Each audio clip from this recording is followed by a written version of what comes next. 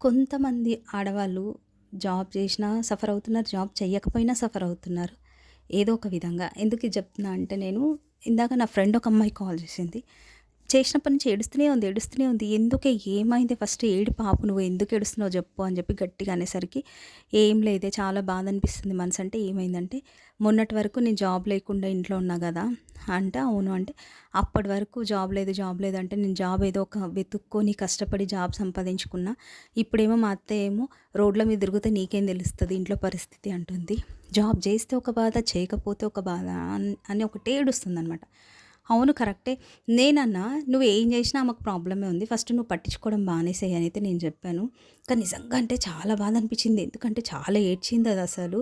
కొంతమంది ఉంటారండి ఏం చేసినా తప్పే అంటారు. అట్లాంటోళ్ళని పట్టించుకోవడమే మానేసేయాలసలు. కొంతమంది ఉంటారు అర్థం చేసుకున్న వాళ్ళు కూడా చాలామంది ఉంటారు. చాలామంది అత్తయ్యలుంటారు అర్థం చేసుకునే వాళ్ళు. కానీ ఇలాంటి అర్థం చేసుకున్న వాళ్ళ కోసం ఆలోచించి టైం వేస్ట్ చేయొద్దు కదా!